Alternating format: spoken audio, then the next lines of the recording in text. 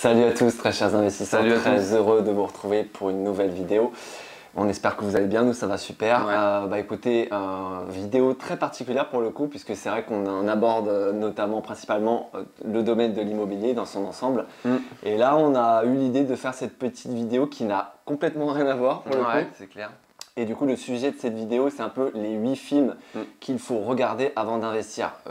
Quand je dis investir, que ce soit dans l'immobilier, dans l'entrepreneuriat, dans la bourse, etc. etc. C'est vrai que nous, on est assez cinéphiles et je pense qu'il y en a beaucoup aussi peut-être d'entre vous qui aiment regarder des bons films, que ce soit au cinéma ou chez vous. Ouais. Et faut savoir qu'il y a pas mal de films qui sont sortis très intéressants. Et qui sont vraiment très intéressantes, vraiment calés, que ce soit au niveau du business ou autre. Donc justement, on va vous citer quelques films qu'on a vus et qui peuvent vraiment être très enrichissants si vous les avez pas vus. Ouais. Premier film à regarder absolument si c'est pas déjà fait, c'est The Social Network. Donc qui retrace un peu la vie de Mark Zuckerberg. Donc si vous ne connaissez pas déjà, bon, c'est quand même le fondateur de Facebook. Ouais, tout à fait. Donc, et puis ça retrace un peu toute sa vie. Donc c'est vraiment basé là sur les startups, le coût des startups et vraiment des business internet dans son ensemble. Ouais. Ensuite, donc deuxième film qu'il est intéressant de regarder, donc c'est The Founder.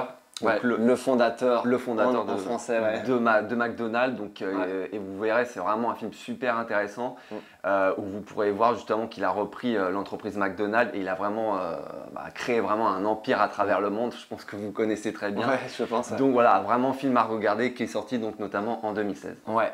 Troisième film, et je pense moins connu, et qui traite en plus de l'immobilier, c'est The Banker, donc le banquier en français forcément. Je ne sais pas plus quelle date il est sorti, mais vraiment film très intéressant. On vous mettra de toute façon toutes les vignettes des films pour que vous sachiez de quoi ça parle et que vous puissiez le retrouver facilement. Mais voilà, franchement, ça a été une réelle découverte pour nous.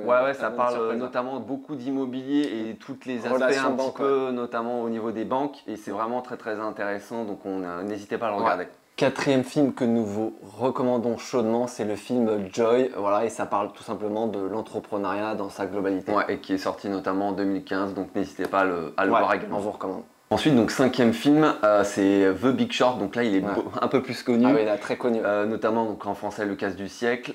Et donc, il est également sorti en 2015. Et ça parle notamment de la crise des subprimes. De 2008, si j'ai bonne mémoire. Exactement. Et là, c'est vraiment... Immobilier, bourse, ça mêle un peu de tout. Ça mêle un peu de tout. Notamment de cet effet de crise, de comment on en est arrivé là.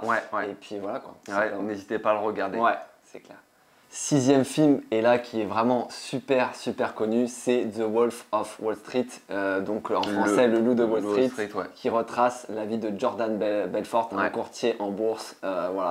Si vous l'avez pas déjà vu, franchement, vous il a été donc sorti en 2013 et il y a notamment donc un acteur vraiment très connu, c'est Leonardo DiCaprio. Pour ne citer que lui. Donc voilà, n'hésitez pas à le regarder. Septième et avant-dernier film que nous vous recommandons vivement, c'est The Pursuit of Happiness, à la recherche du bonheur en français. Donc film joué par, le rôle principal joué par Will Smith. Sorti en 2007 et vraiment un très bon film. Que nous vous recommandons. Et là pour le coup, ça n'a rien à voir à du business ou de l'entrepreneuriat. Là c'est du pur mindset, de la pure motivation. Et si vous l'avez pas déjà vu, ou peut-être on vous invite à le re-regarder si c'est pas déjà fait. Tout à fait.